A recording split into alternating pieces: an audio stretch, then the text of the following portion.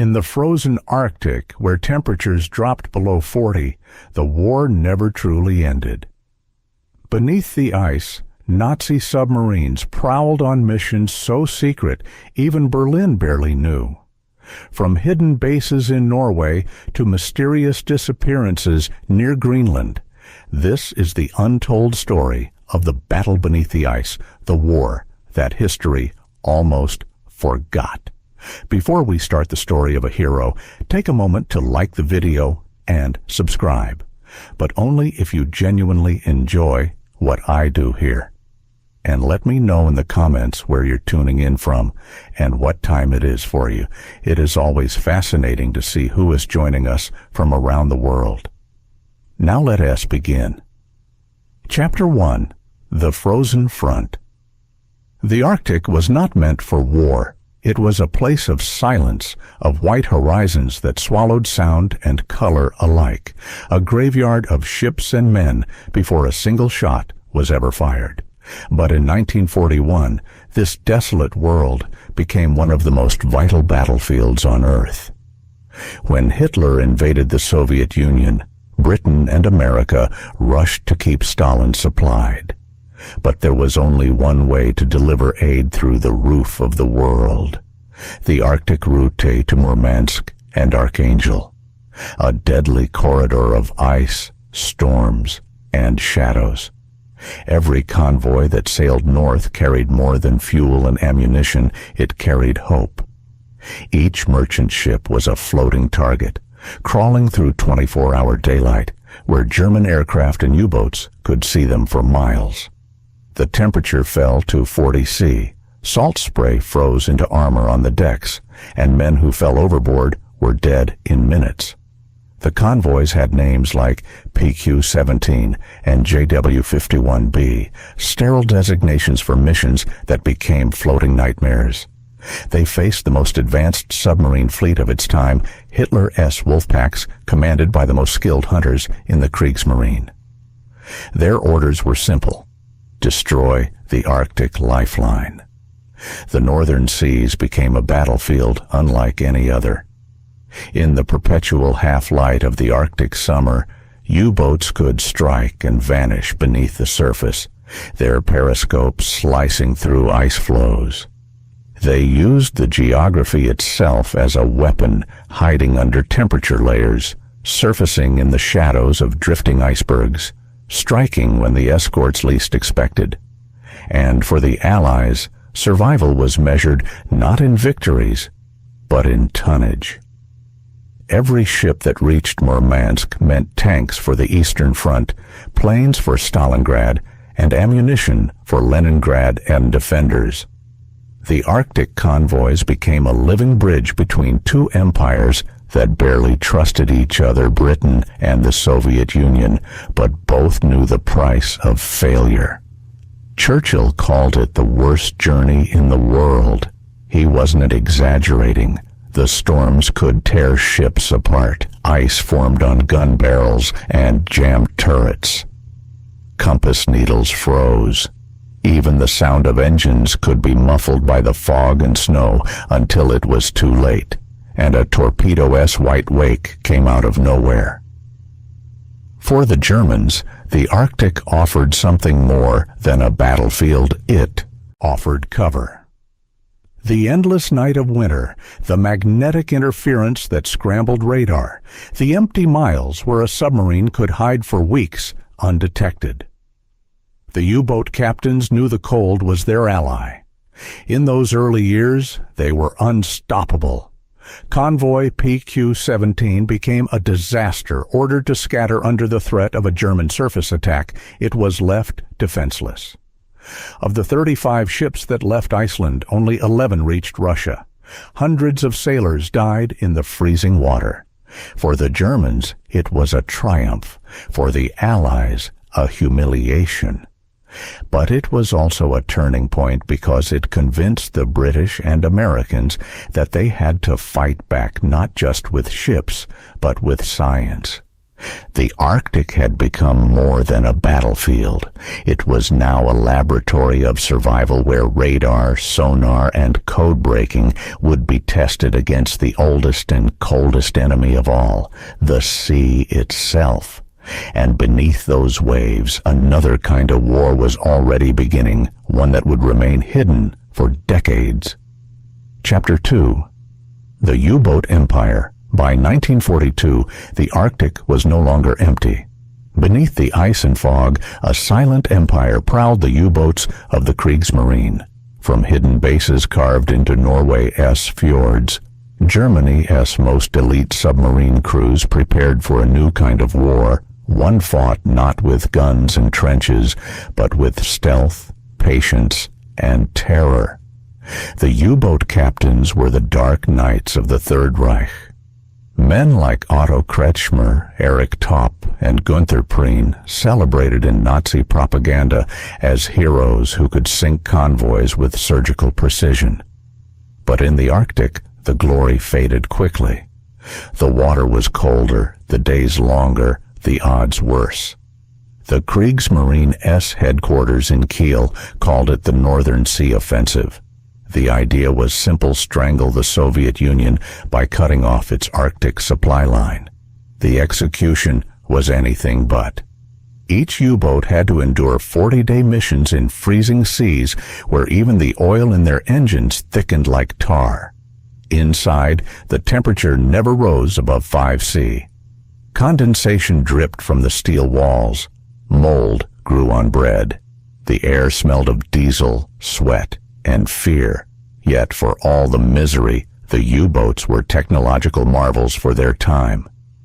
The Type 7, the workhorse of Hitler's underwater fleet, could dive to 220 meters, fire 4 torpedoes, and slip away before the enemy even knew it was there. The Arctic made them even deadlier. Ice floes offered natural camouflage. Magnetic compasses were unreliable that far north, which made Allied tracking nearly impossible. The U-boats operated in wolf packs, coordinated hunting groups of up to 20 submarines, guided by encrypted radio messages sent from bases in occupied Norway. When Allied convoys left Iceland, the Germans knew. The hunt began the moment the ships entered the gray void north of the Arctic Circle. A single sighting report could summon death from beneath the ice. Submarines would surface at night or in the endless twilight and fire from multiple directions, overwhelming the convoy escorts. The Arctic wind carried no mercy. Survivors in the water froze before rescue ships could reach them. Their bodies drifted for weeks, frozen solid, faces locked in final expressions of shock and disbelief. For the Allied sailors, the U-boats became something mythic, invisible predators that turned the ocean itself into a weapon. To the Germans, the Arctic campaign was proof of technological mastery until it began to turn against them. By 1943, Allied radar and sonar grew sharper. The Royal Air Force had patrol planes scanning the Barents Sea. Code breakers at Bletchley Park began deciphering U-boat transmissions, turning the hunters into the hunted. But before that turning point, the Arctic U-boats ruled supreme. They sank nearly 100 merchant ships in a single year, ships carrying tanks, trucks, aircraft, and food to the Eastern Front. Each loss starved the Soviet war machine and emboldened Hitler's dream of dominance over the North. Germany's obsession with the Arctic went beyond strategy. Hitler saw it as symbolic, a test of will, a realm of purity and strength. He ordered secret weather stations built on remote islands like Svalbard and Franz Josef Land, manned by soldiers who would spend months in isolation, recording temperature, pressure, and wind data that would guide the U-boat's deadly precision.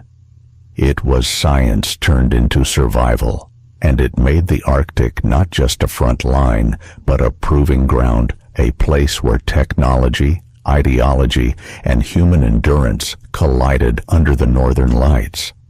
The U-boat empire stretched from Norway to the North Pole, from the fjords of Trondheim to the icy edge of Greenland. But beneath the triumphs, cracks were already forming in the engines, in the morale, and in the belief that this frozen war could ever be won. The Arctic would not forgive them. Chapter 3. Hitler's Northern Dream. For most of Europe, the war was fought in cities and fields. But for Adolf Hitler, the true frontier lay far beyond the map in the frozen north, where ice met eternity. He called it Der Norden, the North, and in his imagination it was more than a region, it was destiny. A pure, untouched realm where his master race could thrive, shielded by the cold, sustained by hidden resources, and commanding the world's final frontier. By 1941, Nazi scientists and naval officers were already laying the groundwork for this dream. From the captured ports of Norway, Germany launched one of the strangest and most ambitious projects of the war, a network of secret Arctic bases. Some were practical weather stations, radio posts, and observation points used to guide U-boats and aircraft. Others were something else. Operation Haudegen was one of the last. In September 1944, a team of German meteorologists landed on the island of Spitsbergen, deep in the Arctic Circle. They set up a small outpost with wooden huts, radio masts, and diesel generators, all buried under snow to avoid detection. Their mission: provide real-time weather data for the Luftwaffe and U-boat command. Their isolation total. When Germany surrendered in May 1945, they received no orders, no rescue. Cut off from the world, they continued their duty transmitting daily reports for a Reich that no longer existed. It wasn't until September 4, 1945, 4 months after Hitler's death, that a Norwegian seal hunting ship stumbled upon the station. The crew surrendered the last Nazis to lay down their arms. But Haudegen was only the tip of the iceberg. Nazi Germany had operated nearly a dozen Arctic outposts from Greenland to Franz Josef Land, from Tromsø to Novaya Zemlya. Some were real. Others became legend.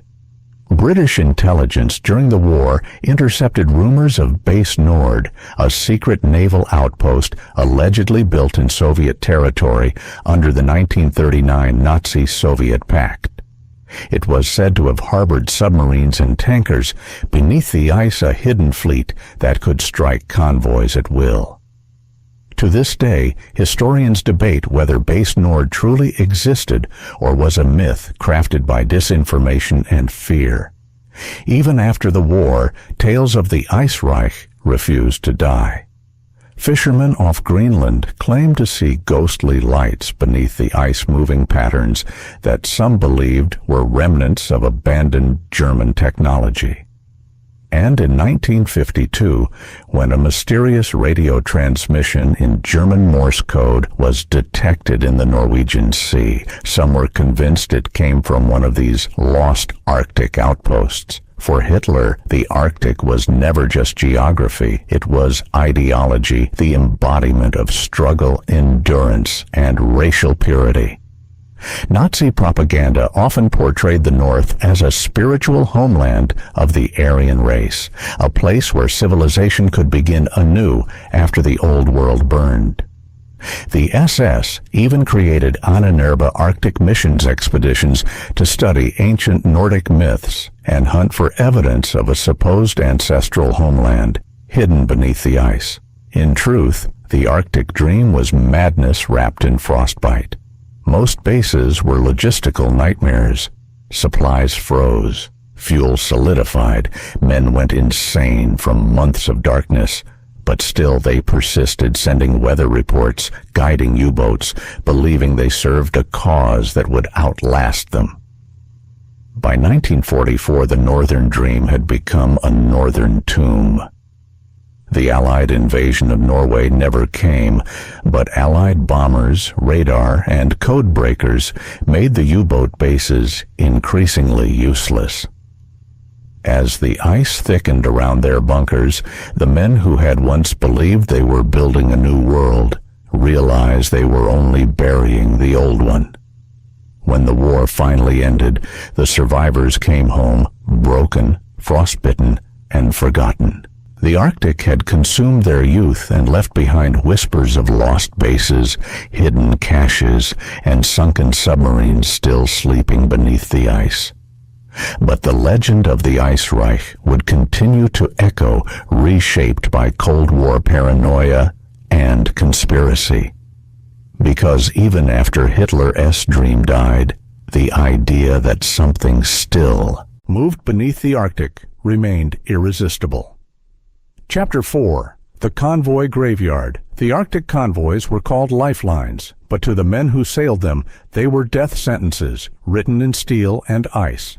Between 1941 and 1945, 78 Allied convoys braved the route to Murmansk and Archangel. They carried tanks, trucks, aircraft, food, and ammunition, over 4 million tons of supplies through the most hostile waters on Earth. The route was only 2,000 miles long. Yet, for thousands of sailors, it became their final journey. The Arctic did not forgive mistakes. It did not even forgive survival. When the wind blew from the north, the air itself became a blade. A man who fell into the sea would freeze solid before he could scream. Even those who stayed aboard could die of exposure, their faces coated in ice, their hands sticking to metal gun grips like skin to dry ice. And all the while, the hunters waited below. The German U-boats, operating out of Norway, called these waters Das Eismeer, the Ice Sea. They hunted in packs, guided by spotter planes from occupied Finland and by meteorological stations built along the coast. Each convoy was a moving target, crawling through fog so thick that the ships vanished into white walls, only to be torn apart by torpedoes. The most infamous of them all was Convoy PQ-17. June 1942, 35 merchant ships left Iceland, escorted by 6 destroyers and a handful of smaller vessels. Their destination, Murmansk. Their enemy, the entire northern arm of the German Navy. The first attacks came from the air Heinkel bombers, diving through the clouds, scattering the formation. Then came the U-boats. The ocean turned black with oil and fire. Ships vanished beneath the waves, one after another, each explosion echoing across the fog like distant thunder. But the real disaster came from fear, not of what was seen, but of what was imagined. British intelligence warned that the battleship Tirpitz, the pride of the Kriegsmarine, had left its Norwegian port to intercept the convoy. Terrified of losing his escort ships, Admiral Dudley Pound made the fateful decision: scatter the convoy. What followed was chaos. 35 ships scattered across 200 miles of ocean alone, undefended and hunted. German submarines and aircraft picked them off one by one. Of the 35 that left Iceland, only 11 reached their destination. More than 150 Allied sailors died in water so cold that rescue was often impossible. The Arctic became a floating graveyard, ships frozen mid-sink, their hulls locked in ice, their crews entombed below decks. Even decades later, divers who found these wrecks reported that everything remained: mugs still on tables, coats still hanging by bunks, engines preserved by the cold. It was as if time itself had frozen alongside them. For the Germans, PQ-17 was a triumph proof that their U-boats and northern bases could choke the Allied supply lines. But it was also a warning. In sinking the convoy, they revealed their hand. The Allies learned their tactics. their transmission patterns, their weakness. The hunters had exposed themselves. By 1943, the tide began to turn. Long-range patrol aircraft, escort carriers, and improved sonar started closing the gap. Radar-equipped destroyers could now detect periscopes in the fog. And when the Allies began cracking Enigma messages, the Wolfpack's advantage vanished overnight. Still, the cost remained staggering. 3,000 merchant sailors and naval crewmen died on the Arctic route. Over 100 ships never returned. The sea took them all, and in the silence that followed, only the ice remembered their names. Today, the Barents Sea is littered with their remains, twisted metal lying in the dark, marked only by rust and the occasional sonar ping from passing research ships. It is said that if you descend deep enough, you can still see the shapes of the ships, their cargo intact, their decks eerily quiet under the eternal cold. The Arctic convoys became symbols of both endurance and sacrifice. They proved that the Allies could not be frozen, could not be starved, and could not be stopped no matter how many U-boats waited below. But for those who sailed the convoys, there was no glory. Only the sound of the wind, the groan of ice, and the faint hum of the engines carrying them toward destiny or death. Chapter 5, Secrets Beneath the Ice. When the war ended in May 1945, the Arctic grew quiet again, but it was not empty. Beneath the surface, hundreds of wrecks, both Allied and German, slept under the ice. Some were known, others were never found, and some seemed to vanish entirely. The U-boats that prowled those frozen seas carried more than torpedoes. They carried secrets, technology, intelligence, and perhaps cargo that would haunt historians for decades. In the final months of the war, Hitler ordered dozens of U-boats to flee to Norway. It was his northern fortress, the last refuge of the Reich. From there, he hoped to continue the fight or negotiate with the West. Some were ordered to surrender. Others were ordered to disappear. And disappear they did. Between April and May 1945, more than 40 German submarines vanished from official records. Some were scuttled deliberately by their own crews to avoid capture. Others fled north toward the Arctic, never to be seen again. Norwegian fishermen reported seeing strange vessels slipping under the ice near Tromsø and Bear Island long after Germany's surrender. The British Royal Navy dismissed most of these accounts as hysteria, but decades later, sonar scans began finding the evidence. The Arctic seabed is now a cemetery of steel. Dozens of submarines perfectly preserved by the cold lie silent beneath the ice, their hulls intact, their insignias still visible through layers of frost and salt. Some bear the markings of Type 1AC long-range U-boats, the very models capable of crossing oceans. But what exactly were they carrying? In 1945, Allied intelligence intercepted coded transmissions from U-boat command, referring to special cargo bound for base gold.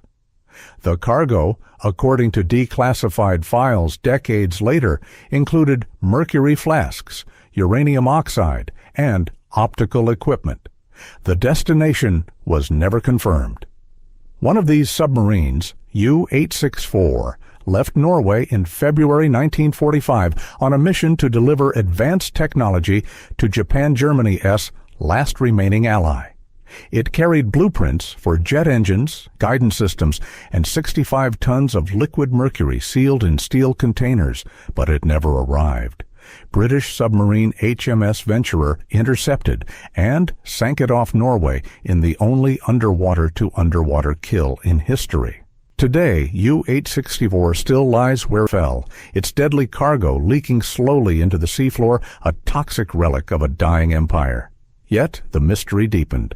Some post-war Soviet archives refer to ghost contacts on identified submarines detected by radar and sonar well into 1946 and 1947, moving beneath the ice near Franz Josef Land. Were they remnants of the Kriegsmarine, or the first intrusions of the Cold War when the Arctic became a new front between the superpowers? The Soviets took the reports seriously. In 1951, the Red Navy launched Operation Zarya, a secret mission to investigate wrecks along the Arctic coast. What they found remains partially classified, but the few declassified notes mention unidentified German equipment, frozen bodies in uniform, and sealed cargo containers still intact. The Arctic was turning from a World War II graveyard into a Cold War battleground. Both sides hunted the same ghosts, not for revenge, but for knowledge. For the Americans, recovering German technology meant understanding the future: jet propulsion, radar, sonar, even nuclear research. For the Soviets, it was proof of power and a race to control what Hitler-esque scientists had left behind. In the 1980s, Norwegian divers discovered what appeared to be an entire U-boat lying upright near Bear Island, 240 meters deep. Its hull was sealed. Inside, they found crates marked only with serial codes and stamped Reichssicherheitshauptamt, the SS main security office. Norway sealed the site. Theories exploded. Some claimed it carried Nazi gold. Others said it was part of a secret evacuation to South America. But one theory, the most haunting, suggested it carried archives, lists, blueprints, evidence of Nazi experiments that were never meant to be found.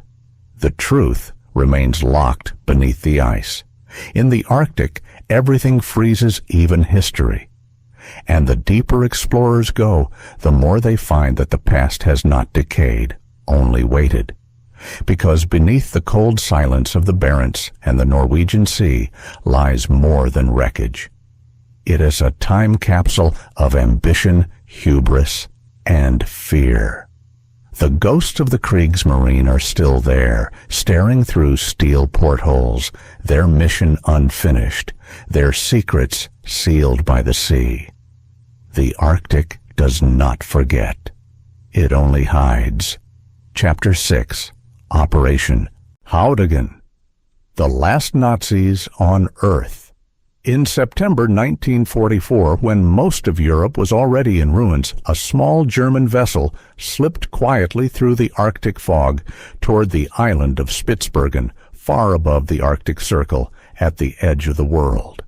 On board were 11 men, led by Lieutenant Wilhelm Dege, a geographer, meteorologist, and loyal officer of the Wehrmacht. Their mission had nothing to do with battlefields or conquest. It was a weather station. Codenamed Operation Haudegen, it was one of Hitler's final acts of desperation to gather weather data that could guide the last U-boat operations and Luftwaffe flights over the North Atlantic. But behind that mission lay something more. A glimpse into how ideology can survive even as the world burns. Their orders were clear. Establish a base, record meteorological data, transmit reports back to Germany every 6 hours. Do not surrender unless ordered to do so.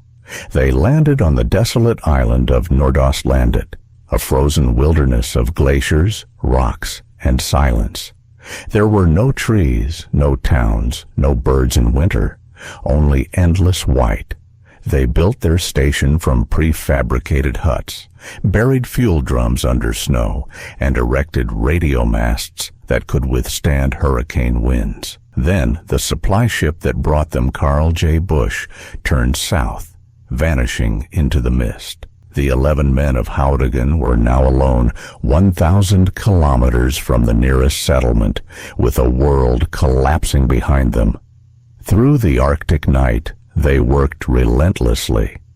They transmitted weather data for the Reich every morning and evening, their equipment freezing, their hands bleeding from the cold. They rationed fuel, melted snow for water, and hunted seals to survive. Sometimes they picked up Allied radio broadcasts and slowly realized Germany was losing. By April 1945, Berlin was surrounded. The radio grew quiet. On May 8th, the surrender came. The Reich was gone. Hitler was dead, but Haudegen received no orders, no message, just static. Haudegen faced a choice: destroy the station and flee, or continue. He chose to continue. Until we are relieved or captured, he wrote in his diary, we remain soldiers. For months they carried on transmitting weather data to no one, talking to a nation that no longer existed. Their world shrank to snow, silence, and survival. They celebrated Christmas in 1945, still wearing Wehrmacht uniforms, still saluting a flag that meant nothing. Then, in late August, something appeared on the horizon, a small ship cutting through the ice. It was Norwegian. Captain Björn Østensen of the Blåsel had come on a scientific expedition. When he arrived at the station, he found the Germans pale, bearded, and weak, but alive. Lieutenant Dage stepped forward, saluted, and presented a sealed document. In it, he formally surrendered the last German military unit of World War II. It was September 4th, 1945, 4 months after Germany's official surrender. The Norwegians were astonished. The Germans offered to help load their supplies, repair the ship, even provide weather forecasts for the return journey. They had not seen another human being in a year. Dage's men handed over their weapons, then sat in silence as the German flag was lowered for the last time. When the Blåsel sailed south, the Arctic station fell quiet. The hut still stood for decades, preserved by the cold. Inside, explorers later found books, uniforms, even bottles of schnapps frozen in mid-pour. It was as if the men had stepped out for a moment and never returned. Wilhelm Dage returned to Germany, became a professor, and wrote a book about his experience, War North of 80. He died in 1979. Until the end, he insisted that Haudegen was not madness, but duty. We were soldiers, he said, and soldiers do not decide when the war is over. But history decided for them. Haudegen became the symbol of an empire that refused to die, an empire buried not by bullets, but by ice. Even today, the remains of the station still stand, quietly crumbling under the snow. A few wooden crates, a rusted radio antenna, and somewhere beneath the frost, the ghost of a man still tapping out weather codes to a world that no longer listens. Chapter 7. The Cold War and the Arctic Shadow. When the guns of World War II fell silent, a different kind of war began, one without declarations, yet fought across the same frozen seas. The Arctic, once the stage for Hitler's hidden U-boats and ghost weather stations, now became the first frontier of the Cold War. The world had changed, but the ice had not. It still kept its secrets, and now new powers came to claim them. For the Americans, the Arctic represented both a shield and a threat. In the 1950s, long before satellites watched the skies, it was believed that any nuclear strike from the Soviet Union would come over the pole. That meant one thing: the Arctic would become a front line of humanity's survival. The U.S. Air Force began constructing a vast radar network stretching from Alaska to Greenland, the Distant Early Warning Line, or DEW line. Hundreds of stations, radar domes, bunkers, and communication towers rose from tundra and ice, manned by small crews who lived in isolation, much like the Haudegen team a decade earlier. They listened for a sound, not of weather, but of apocalypse, the radar echo of Soviet bombers or missiles crossing the pole. To the Soviets, this militarization of the North was an existential threat. The Arctic was no longer remote, it was a shortcut. From their bases on the Kola Peninsula and Novaya Zemlya, the Soviet Navy began building nuclear submarine fleets to patrol beneath the ice. They studied German wartime records, salvaged U-boats from the seabed, and adapted their designs. The knowledge Hitler's engineers had tested in freezing darkness now powered the machines of the next world conflict. Both sides conducted secret expeditions, often using the same routes the Nazi weather ships once sailed. The Americans launched Operation Haudegen, a reconnaissance mission to map Arctic sea routes and study survival in polar environments. The Soviets responded with their own Sever series of Arctic drift stations, floating research bases disguised as scientific outposts, but wired with communication and tracking systems. In a strange way, the Arctic became a mirror of the past. Where once the Kriegsmarine had hidden its U-boats under ice floes, now Soviet submarine prowled the same depths. Where the Germans had built secret weather stations, now American radar towers scanned the skies. And where Hitler dreamed of an ice Reich, both superpowers saw the same thing, a frozen highway of global domination. But beneath the politics, there were ghosts. Norwegian fishermen still found pieces of wreckage rising from the thaw, each summer twisted steel plates, ammunition crates, rusted helmets. One trawler even caught an entire U-boat periscope in its nets off Tromsø. It bore the markings U-355, a submarine lost in 1944, whose fate had remained unknown for 40 years. In 1959, a U.S. Navy expedition near Bear Island used sonar to map the ocean floor. They discovered a large metallic structure buried in silt roughly the size of a Type 1C submarine. But before the data could be analyzed, the records were classified. When the files were declassified decades later, the entry for that sonar contact had been blacked out. Cold War secrecy swallowed the ghosts of the past. Even as nuclear submarines prowled beneath the ice, their captains knew that somewhere below them lay the wrecks of their predecessors, rusting steel tombs of men who had fought a different war in the same waters. And in some eerie way, they shared the same fate: isolation, silence, and a mission few would ever understand. By the 1970s, the Arctic had become a chessboard of military bases, listening posts, and scientific expeditions, each claiming to study the weather, but all listening for the enemy. Haudegen's lonely station, once the northernmost outpost of the Third Reich, was now visited by NATO scientists installing sensors and atmospheric instruments. They found the old German logs, the beds, the frozen crates, everything preserved like a time capsule. One of the scientists later wrote, "It was as if time itself had stopped in 1945, waiting for the next war to arrive. The Arctic had become timeless, a realm where past and future blurred. The men who once fought beneath its ice were gone, but their machines and their madness lived on, transformed by ideology, reborn through fear." By the end of the Cold War, satellites replaced the radar domes, nuclear subs replaced U-boats, and political slogans replaced Nazi dreams. But in essence, the Arctic's role never changed. It was still the edge of the world, and the beginning of every empire's ambition. Chapter 8. The Myths That Refused to Die.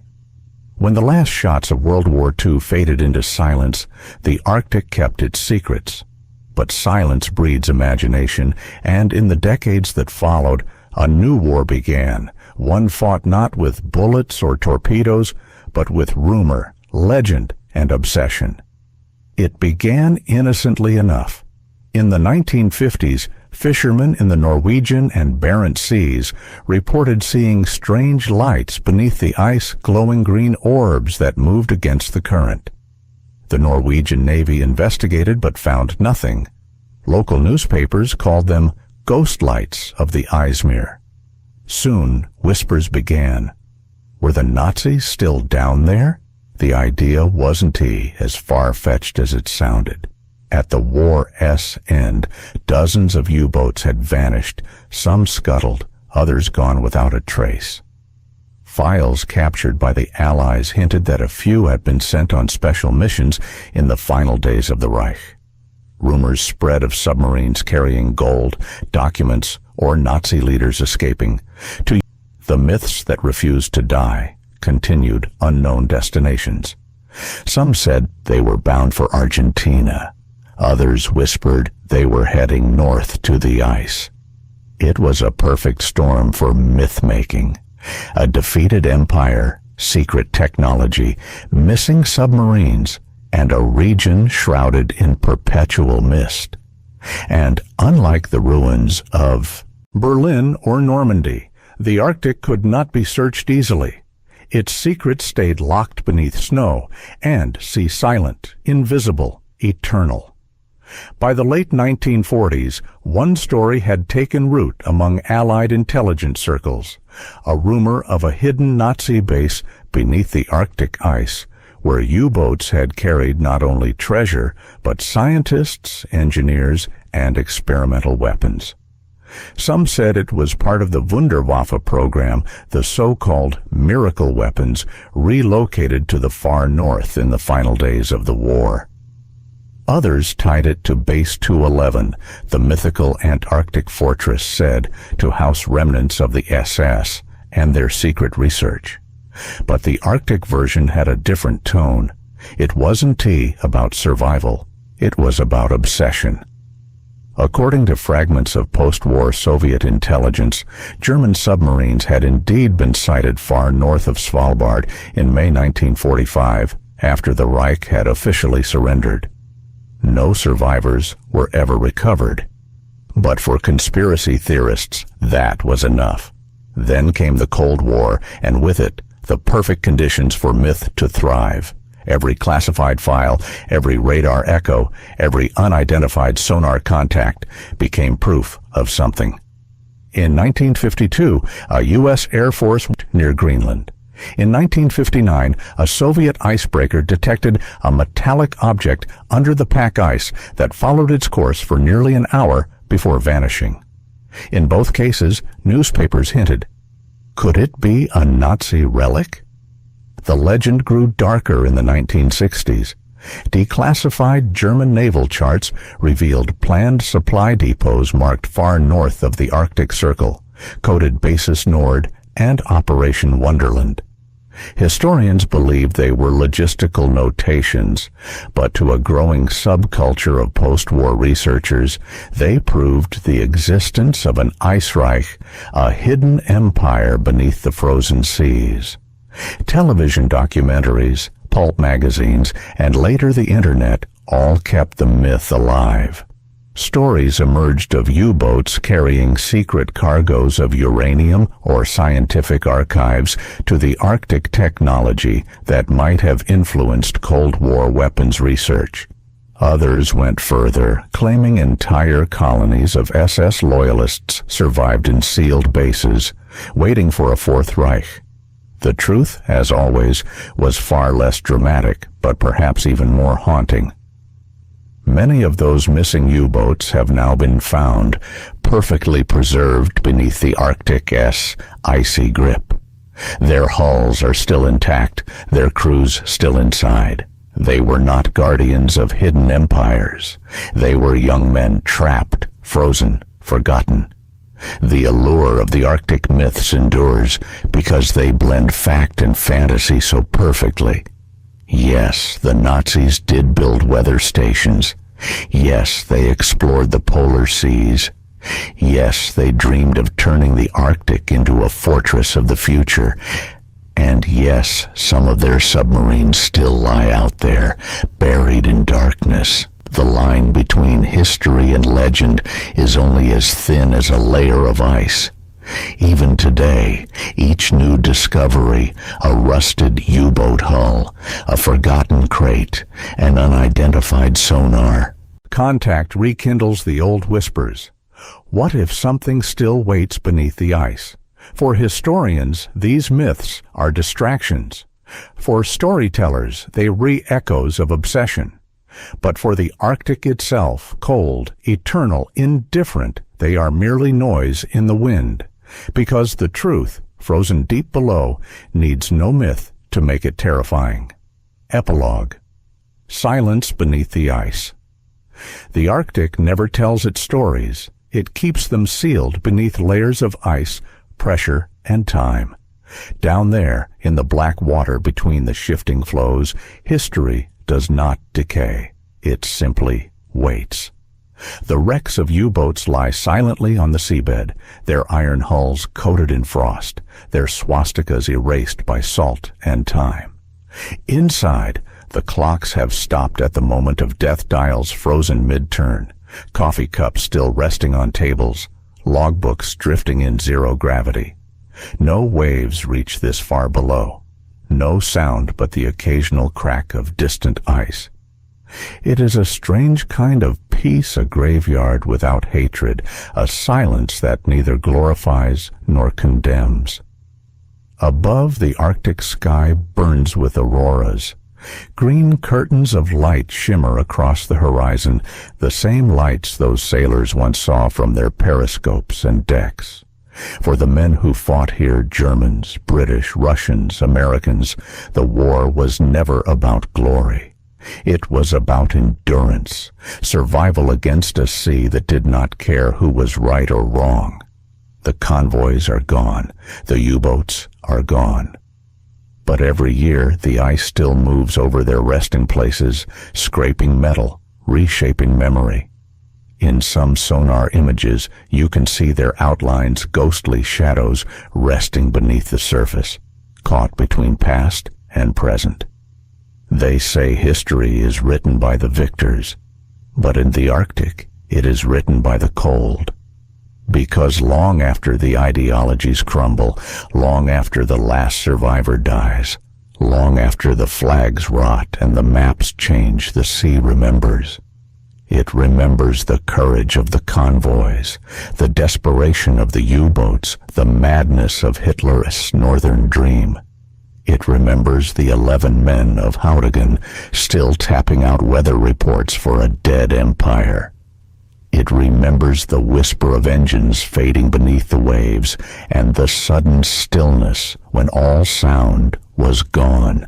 And if you listen, really listen, the Arctic wind on a clear night, you might almost hear it. The hum of a generator, the crackle of a radio, the faint voice of a man reporting on weather for a world that no longer exists. Because the Arctic is not empty. It is full of memory. It is full of ghosts. And beneath that endless silence lies a truth colder than the ice itself. No empire, not even one built on faith, fear, and fire, can outlast the sea. After this moment, you'll see the names of those who braved the Arctic, the sailors, pilots, and prisoners who fought and froze in a place beyond forgiveness. Stay healthy, subscribe if you enjoyed the video, and see you in the next one. And if you have an idea for another untold story, share it in the comments. Your voice helps keep their memory alive.